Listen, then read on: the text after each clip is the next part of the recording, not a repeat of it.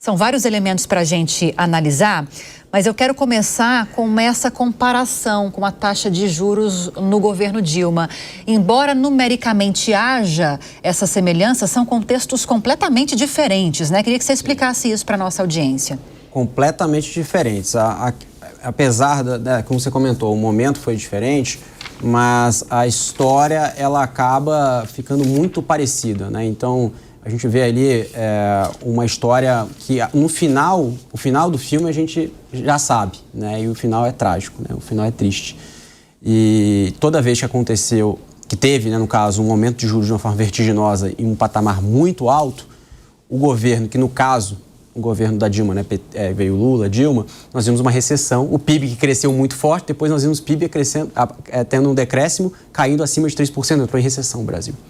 Então, no caso, a questão, lógico, eu não sou extremista no ponto de dizer, não só num viés político, mas no viés, eu estou falando aqui numa questão econômica, se baseando por dados. O Brasil, até o presente momento, apesar de uma taxa de juros maior em 20 anos, tudo que você comentou, o Brasil não vai virar uma Venezuela, processo de venezuelização do Brasil. Isso não vai acontecer, mesmo com essas medidas. Por quê? Nós temos aí vários argumentos. Nós temos aqui tanto a questão, né, do endividamento do Brasil, né, ou seja, apesar de ser alto, para isso descorrelacionar, para isso entrar num momento que está fora de controle, a gente tem que agradecer porque o governo... Vamos lá, só voltar aqui rapidinho, Lívia. Por que o Brasil não vai virar uma Venezuela? Porque a gente tem que agradecer que existe o arcabouço fiscal. Apesar de eu ter críticas com o arcabouço fiscal, existe uma regra, né? Antes era teto de gastos, o arcabouço fiscal, mas existe uma regra. Se não existisse uma regra, gente, o que esses políticos iam fazer com o nosso dinheiro? E nós estaríamos, enfim, não vou dizer que em recessão agora, mas um cenário muito pior. Vamos lá, então assim, no momento de juros, falando aqui de juros, o Brasil... como nós comentou muito bem, os analistas estão colocando que vai para 15, tem gente falando 15,25, mesmo o Galípolo colocando um cenário de, vou fazer um ajuste que o mercado está colocando hoje em meio, tá? Apesar de você não falou exatamente qual, mas o mercado está colocando 0,5%, 0,5% na próxima. Em maio, você fala. Em maio, exatamente, dia 7.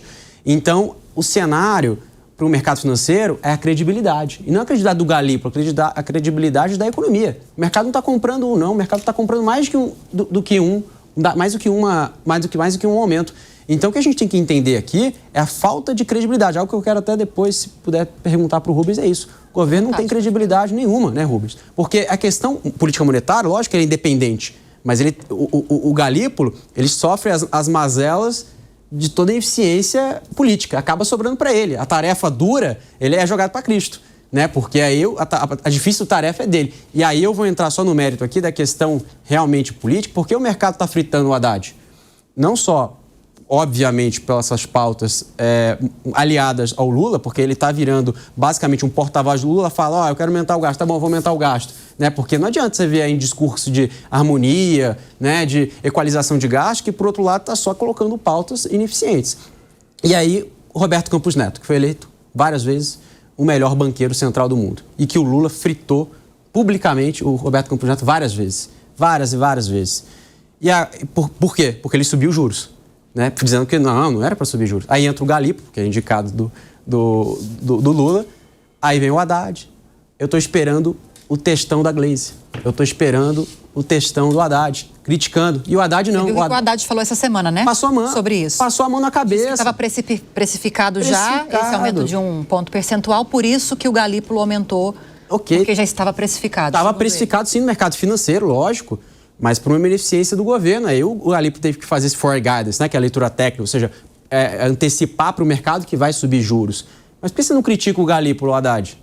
Por que você não critica o Galípolo porque ele subiu os juros? Se o próprio Roberto Campos Neto, que começou a fazer esse movimento, o Galípolo está seguindo a agenda do Campos Neto. Basicamente, ele pegou todo o arcabouço técnico, eu digo no sentido de trajetória de política monetária, está continuando, está fazendo um bom trabalho, Galípolo. É isso aí, tem que se basear por dados, tem que subir juros. Realmente, você acha que eu não queria os juros mais baixos? Claro que eu queria juros mais baixos. Mas olha na Turquia, o que o Erdogan mandou? Que lá não tem Banco Central independente, né? Aí tem inflação subindo, ele manda descer os juros. Como está a Turquia agora? O maior juro real do mundo. Então, vamos olhar para os países emergentes, o que está acontecendo.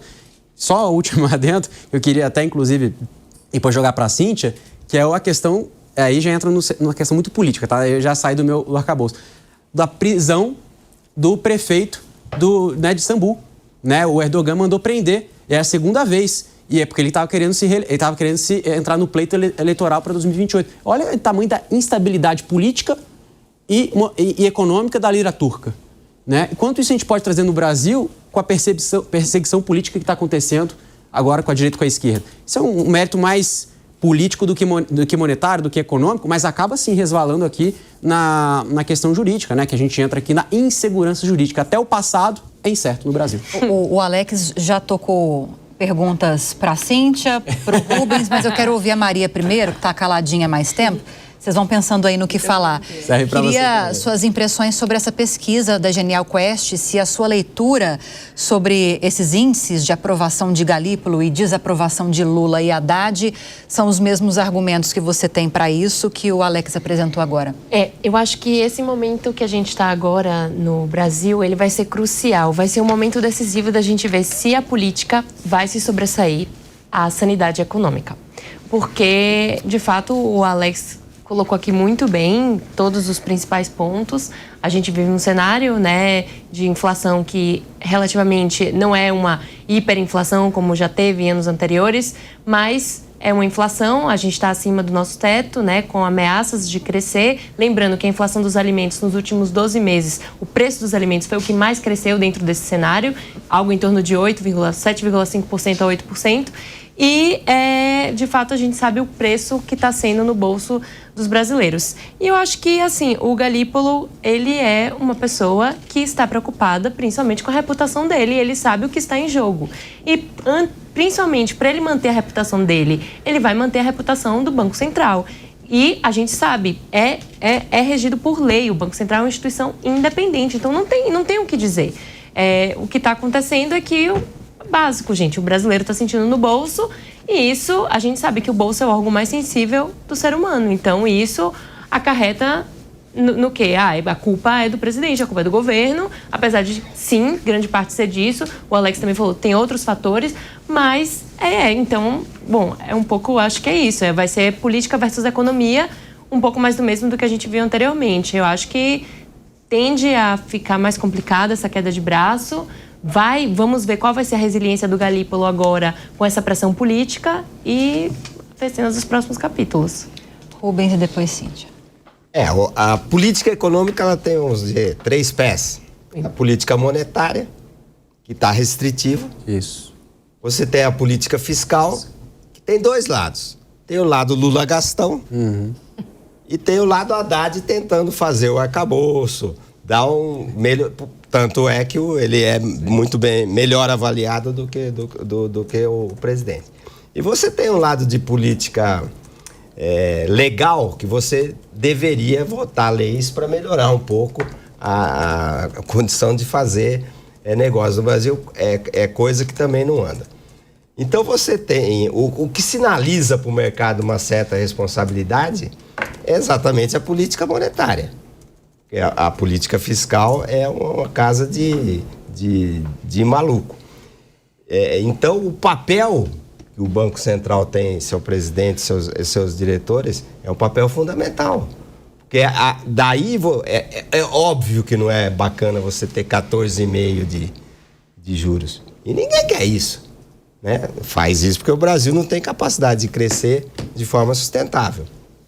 Mas isso sinaliza, é a parte do governo que sinaliza, do governo, do poder público, que sinaliza para a sociedade uma certa responsabilidade e um caminho racional de conduta. Cíntia, insegurança jurídica, né? Que você chegou a tocar para ela. Antes disso, eu queria comentar rapidamente o seguinte, quando a gente fala nesses índices, a gente precisa lembrar também que a população consultada nessas pesquisas, ela não é necessariamente uma população que tem um conhecimento acerca da responsabilidade de cada um e sabe lá muito bem o que é que o presidente do Banco Central faz. Então, é até natural que a popularidade, até pelo tempo em que ele está também, eu entendo que essa comparação ela nem cabe muito, sabe, em termos de popularidade. Isso é um ponto. Mas quando a gente fala de insegurança jurídica, a insegurança jurídica, ela obviamente acaba refletindo na economia, ela reflete, o Alex falou aqui em algum momento sobre reforma da Previdência, necessário, mas a população que contribui com a Previdência está também assim, preocupadíssima porque a cada virada há uma nova reforma. Daqui a pouco eu brinco, eu falo, eu não vou me aposentar. Porque quanto mais velho for ficando, mais vai aumentando essa faixa. Eu já jogo para Deus. Eu falo que eu vou tombar fazendo audiência com 95 anos, cair morta. A geração Z que se cuide. A gente não vai aposentar. Então, esse risco, ele obviamente, ele se reflete em toda a economia. Essa insegurança jurídica que nós temos, isso sem comentar várias bolas aí que o Alex levantou, de realmente a gente tem, assim, um país que vive dos três poderes muito com uma estrutura herdada aí de Portugal, que o funcionário público, ele é meio encastelado. E por conta disso, a gente tem que ter uma mudança de chave, não para deixar de remunerar adequadamente, mas para colocar o funcionalismo público, não só o Poder Judiciário, mas todos os três poderes aí, numa coisa de muito mais como quem serve o povo e muito menos de quem é servido. O bloco está quase terminando, quase na hora de ir para o intervalo. Quero ler mais uma notícia e te ouvir sobre isso, tá, Cíntia? Imaginei. Também nesta semana, o Supremo Tribunal Federal decidiu manter os ministros Alexandre de Moraes, Cristiano Zanin e Flávio Dino no julgamento que vai decidir se vai tornar réus o ex-presidente Jair Bolsonaro e outras 33 pessoas por suspeita de tentativa de golpe de Estado. Com essa decisão, o julgamento marcado para a próxima terça-feira vai permanecer na primeira turma da Corte, que é formada pelos ministros Alexandre de Moraes, Carmen Lúcia, Cristiano Zanin, Flávio Dino e Luiz Fux.